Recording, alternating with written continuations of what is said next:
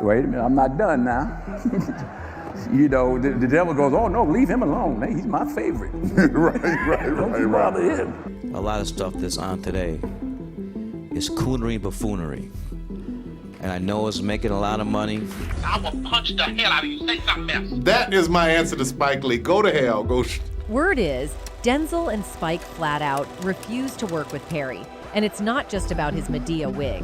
From Spike slamming Perry's work as coonery to rumors that Denzel can't stand Perry's ego or hunger for fame, the drama runs deep. There's a saying, when the devil ignores you, then you know you're doing something wrong. Add in whispers about Perry's and his reputation for being difficult, and you've got a recipe for a long-standing Hollywood freeze-out. So why did he need a black director?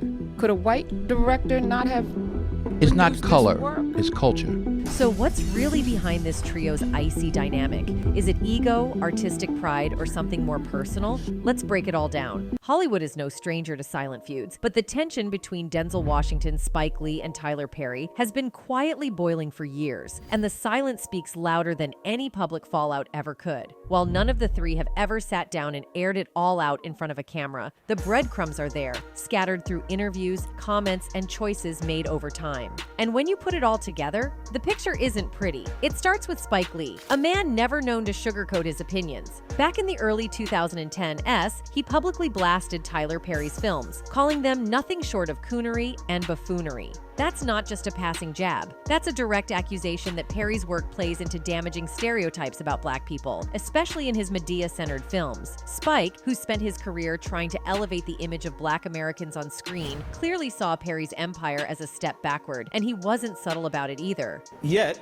if those films, and I mean, we're talking about Tyler Perry at this point. After making it big at the box office, Tyler Perry moved into television with his hit sitcom House of Pain. But during talks for a big syndication deal and a spin-off show called Meet the Browns, things got messy. According to Deadline, Perry fired 4 writers who had asked for union contracts. This caused a lot of controversy in the industry. One of the writers, Terry Jackson, told Deadline, "We were good enough to create over 100 episodes, but now that the show is making more money and getting spin-offs, he let us go unless we accepted a bad deal." In response to the dispute, Perry said he now writes everything himself, but his problems with unions didn't stop there. In 2015, 2 major actor unions, SAG-AFTRA and Actors Equity, told their members not to work on Perry's stage play Madea on the Run. This was because his company refused to sign union contracts. While Perry is clearly focused on keeping control and boosting profits, not everyone in the industry agrees with how he handles things. What? There's a camera on you, baby. Is there a camera on me right back behind you. Oh, hello, praise the Lord. We'd like to tell everybody in Dallas that we are on our way. Thank you. In the wake of the success of House of Pain and Meet the Browns, African-American journalist and cultural critic Jamilah Lemieux penned an open letter to Tyler Perry, which was published by NPR. In her letter, Lemieux expressed her discomfort with Perry's use of stereotypes in his work. She wrote, "Through her, the country has laughed at one of the most important members of the Black community, Mother Dear, the beloved matriarch. I just can't quite get with seeing Mother Dear played by a 6'3" man with prosthetic breasts flopping in the wind. Our mothers and grandmothers deserve much more than that. Heck, our fathers and grandfathers deserve more. Mr. Perry, you have told the Hollywood old guard to kiss your backside, and I appreciate that, brother. But many Black folks have expressed some of the very same attitudes about your work that white critics have. Viewers have started to notice patterns in how Tyler Perry casts his characters, leading to conversations about his business choices. Some people believe that Perry often shows dark-skinned characters as villains, while lighter-skinned characters are portrayed as heroes in his films and TV shows. Perry, for his part, didn't take it lying down. Pitiful Black woman being by a no-good, dark-skinned man, and then saved and rescued by the perfect light-skinned man. He fired back in interviews saying Spike's criticism pissed him off and insisting that his work resonates deeply with Black audiences, particularly Black women, and provides jobs and visibility to a community that Hollywood often overlooks. But despite the back and forth, what never happened was any sort of collaboration or reconciliation. The bad blood just lingered. His films might not always be blockbuster hits, but Spike takes serious pride in the narratives he creates. For him, it's about showing love and respect to the Black community through his art, and that's something he's never willing to compromise on, even if it means making less money at the box office. A lot of this is on us. You know, You vote with your pocketbook, your wallet. You vote with your time. Sit in front of the idiot box. But Tyler Perry didn't just sit back and take Spike's criticism. Oh no, he fired back hard. It all went down in 2009 during an interview on 60 Minutes when they brought up Spike Lee's criticisms of Perry's work. And let me tell you, Perry did not hold back. He was clearly fed up with hearing Spike's name tossed around every time his movies got mentioned. In fact, Perry went so far as to say that Spike could go straight to hell. Punch the hell out of you. Say something else. That is my answer to Spike Lee. Go to hell. Perry wasn't in the mood for any of Spike's critiques, especially the ones about coonery and buffoonery. He was basically telling Spike to mind his own business and stop taking shots at him, and other big names like Oprah and Clint Eastwood. Perry made it clear he wasn't about to let Spike's criticism slide. "I'm so sick of hearing about damn Spike Lee," Perry said, as reported by Box Office magazine. "Spike can go straight to hell. You can print that. I am sick of him talking about me. I am sick of him saying, 'This is a coon. This is a buffoon.' I am sick of him talking about black people going to see movies. This is what he said. You vote by what you see. As if black people don't know what they want to see. I am sick of him." He talked about Whoopi, he talked about Oprah, he talked about me, he talked about Clint Eastwood. Spike needs to shut the hell up. Even though Tyler Perry hit back at Spike in a big way, a lot of fans weren't buying his response. Now here's where it gets even more interesting. Enter Denzel Washington. Unlike Spike, Denzel keeps his opinions under tight lock and key. He rarely speaks on other artists unless it's to praise them. But over decades in the business, he's never worked with Tyler Perry, never praised him publicly, and never even hinted at wanting to collaborate. And if you follow Denzel's career, that silence is telling. He's done multiple films with Spike. He's shown love to rising black directors like Antoine Fuqua and Barry Jenkins. But Perry? Not a whisper. Industry insiders have long speculated that Denzel simply doesn't respect Perry's brand of storytelling. The whispers say Denzel sees Perry's work as melodramatic, shallow, and overly commercial, focused more on emotional manipulation and box office numbers than nuance or depth. And let's be real, Perry is known for writing, directing, producing, and even starring in his own films, all while resisting input from others. That kind of one-man show might rub someone like Denzel, who thrives in collaborative, craft-driven environments, the wrong way. To a seasoned actor who trained in the theater and built his legacy on hard-hitting drama, Perry's over-the-top characters and recycled plot lines could come across as, well, amateur. And it's not just about the content, it's about the image. Tyler Perry is flashy. He's constantly in the press for building the biggest studio in America, hanging out with Oprah, making billion-dollar moves, and hosting exclusive galas.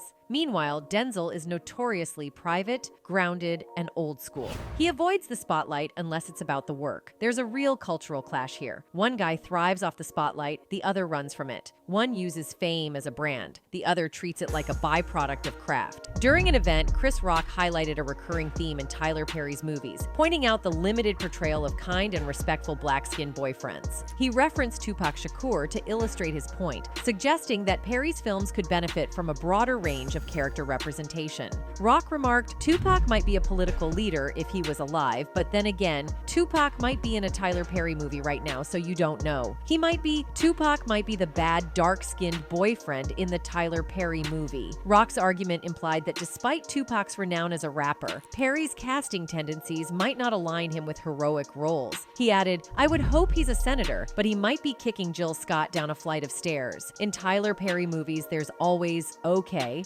Rock's perspective echoed Spike Lee's criticism, both emphasizing concerns about the impact of Perry's perceived biased casting and storytelling choices on the film industry. You know, are we going back to Mantan Moreland and sleep and eat?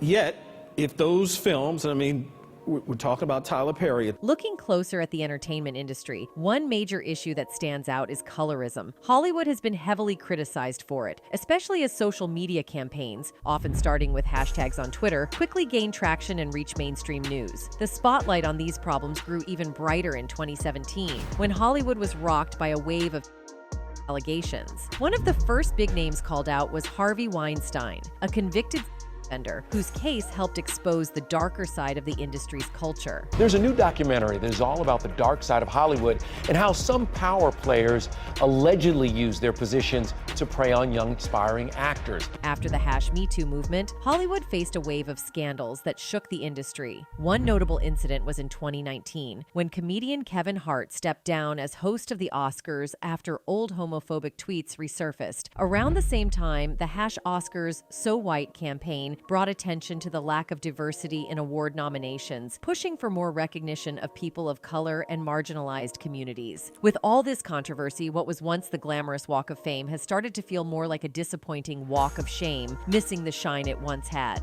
Kevin Hart has stepped down from hosting this year's Oscars. He put out a statement on Twitter tonight saying, "I have made the choice to step down." On a February afternoon in 1940s America, Hattie McDaniel made history by becoming the first African American to win an Oscar, taking home the award for Best Supporting Actress for her role in Gone with the Wind. It was a groundbreaking moment in film history. But despite the achievement, the celebration was clouded by the harsh reality of segregation. The Oscars ceremony at the time was essentially a whites-only event. McDaniel and other black guests were separated from the main audience, highlighting the deep racial divide of the era. What should have been a moment of pride was instead a powerful reminder of the injustice that still lingered.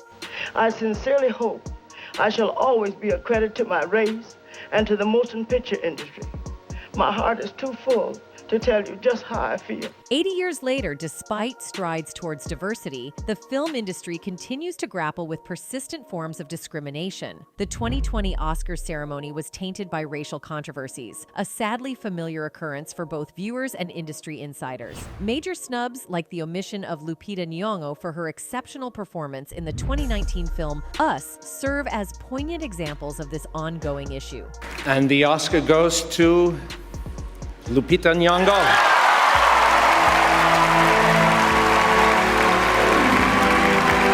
Tyler Perry's movies and shows have often shown the unfair way dark-skinned black actors are treated. In many of his films, darker-skinned men are usually cast as the bad guys. A clear example is Steve Harris, who played Charles McCarter in Diary of a Mad Black Woman. Even though Charles is a successful lawyer, he turns out to be a terrible husband. He cheats on his wife, Helen, and treats her badly, eventually kicking her out of their house. Another example is Blair Underwood, who played a character named Carlos in one of Perry's movies. Carlos is shown as a controlling investment banker who tries to dominate and control his girlfriend throughout the film. Blair Underwood, renowned for his role in L.A. Law, has been a prominent figure in Hollywood for over 4 decades. His illustrious career began in the 1980s, and he has navigated various phases as a black actor in the industry. Recently, Underwood offered insights into his early career and recounted an encounter with the legendary Oscar-winning actor Sidney Poitier. And of course, this is what the kids are now calling a Blastic movie.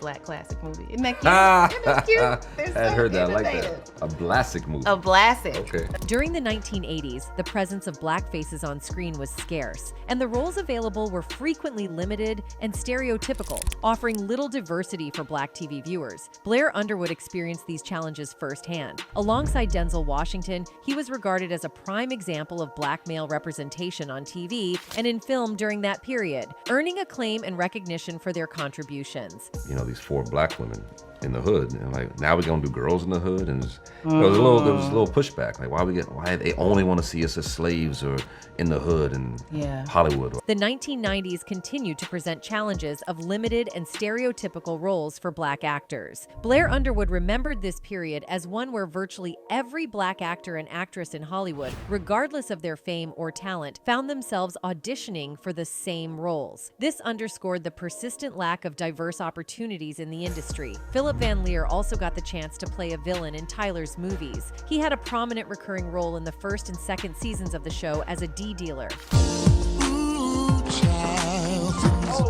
Now, Harry, Brenda, Harry. Hey! Harry's a high school coach. Ion Overman's role as Linda Davis in Tyler Perry's Madea Goes to Jail is another example of how negative characters are often given to certain actors in his films. Linda is shown as a jealous assistant district attorney who's engaged to Joshua, but behind his back, she does shady things like fraud and messing with evidence. Ron Rico Lee also plays Chuck, another assistant district attorney and Joshua's friend in the same movie. Brian White played the villain in I Can Do Bad All by Myself, where he took on the role of Randy, an abusive boyfriend and the main bad guy in the story. I seen the way you've been looking at me. See, this here my house, and I can let you and 2 little nappy boys stay here. Right. It's important to point out that in many of Tyler Perry's movies and shows, the characters who are shown in a negative light often treat women badly. This pattern has caught the attention of a lot of viewers and sparked ongoing conversations. For example, in shows like Brew and Sistas, this issue becomes more noticeable. Brew follows the lives of 4 black men as they deal with relationships, friendships, and careers. Even though they're not related by blood, their strong bond feels like family. Their friendship is full of love and support, which is clear from their bright, cheerful smiles in the promo pictures. Still, despite the positive portrayal of male friendship, the way some male characters treat women in Perry's stories continues to raise concerns for many viewers. She says she moving in. You seem nervous. I'm a little confused. Wait. Okay, take it back. Sistas seems to focus on the lives of 4 single black women. The tagline, "Single but never solo," suggests that the show explores their personal experiences as they deal with the highs and lows of single life. However, the official synopsis doesn't say much about their friendships or careers. Even in the promotional image, the women are shown separately instead of together, which hints that the show might focus more on their individual stories rather than a tight-knit group dynamic. What connects them all is their shared status as single women, which likely sets the stage for storylines about dating, relationships, and personal growth. Look at me. You want me? Look at me. I'm looking. Karen, I don't love you no more. I don't want to be with you no more. A Fall from Grace drew criticism for its portrayal of colorism. The film follows Grace Waters, played by Crystal Fox, as she decides to pursue love again after a painful experience with her ex-husband's affair. However, as she grows closer to her new husband, portrayed by Mehcad Brooks, she discovers dark secrets about him. Grace's vulnerability takes a dark turn, leading to her being accused of and fraud, ultimately landing her in jail. The movie delves into themes of love, betrayal, and the repercussions of one's actions. When you wake up, you don't know that today will be the day to change your life. Grace, please tell me what happened. Tyler Perry's movies, including Acrimony, often generate discussions and debates on social media platforms like Twitter. Some viewers criticize Perry for repeatedly portraying the trauma that black women experience at the hands of men in his films, while others argue that he is shedding light on real-life issues that many black women can relate to. These debates highlight the impact of Perry's storytelling and his ability to provoke conversations around important topics. One of the internet users said, "Tyler Perry refuses to produce a show that doesn't involve the emotional abuse, torture, and beating of the downtrodden black women." Another one wrote, "Tyler Perry has literally went from sleeping in his car broke to having a net worth of $600 million, opening a huge studio in Atlanta to employ aspiring black actresses and actors, so put some respect on his name. His movies tells the pain women go through." Critics of Tyler Perry argue that despite his contributions to the black community, he should also be held accountable for his missteps. They highlight instances in his movies and television shows where black women are portrayed in a negative light or subjected to unpleasant behavior. Some believe that Perry's works perpetuate respectability politics as the only path to happiness and success for his characters. Manage it, grow it, through all the growing pains of it all. You've managed to do it all on your own, figuring it out and learning as you've gone. Calling me. Additionally, there are concerns that he assumes a level of creative control that might overlook other talented black and brown female writers and directors in the industry, as evidenced by his adaptation of Ntozake Shanga's play For Colored Girls Who Have Considered Suicide When the Rainbow Is Enough. These criticisms reflect a desire for a more nuanced and responsible portrayal of characters and narratives in Perry's work. You know, when you think about film and television, it's been done the same way for years. You know, you record an image and you put it out there. Well, just because it's been done that way for many, many years. Black comedians, much like actors, have expressed disdain for Perry's use of cross-dressing. Over time, many black comedians have included cross-dressing in their routines to provoke laughter. This comedic tactic involves contrasting their authoritative demeanor with the comical side of them in feminine attire. While it can create comedic moments, it also holds deeper connotations. What are the ramifications of employing cross-dressing as a comedic device in this scenario? As Dave Chappelle noted, "It's like when I see that they put every black man in the movies in a dress at some point in their career, I'll be connecting them down like, wow, these brothers gotta wear a dress. During a recent appearance on Oprah's show, comedian Dave Chappelle raised a thought-provoking query. He pondered why numerous successful black male entertainers have opted to explore cross-dressing during their careers. A prominent instance is Martin Lawrence, known for his starring role in the Big Mama's House series. Similarly, Eddie Murphy introduced a female character into his diverse array of roles in the Nutty Professor film series. This happened to me. I'm doing a movie with Martin. Yeah. The movie's doing good. So I walk in the trailer. I'm like, man, this must be the wrong trailer because there's a dress in here. Jamie Foxx made a lasting impression with his unforgettable Ugly Wanda character on In Living Color, while Marlon and Shawn Wayans delved into gender reversal for their roles in White Chicks. Furthermore, the less successful Juwanna Mann movie from a few years ago is a chapter that some may prefer to leave in the past. I'm here! Ooh, that girl get around.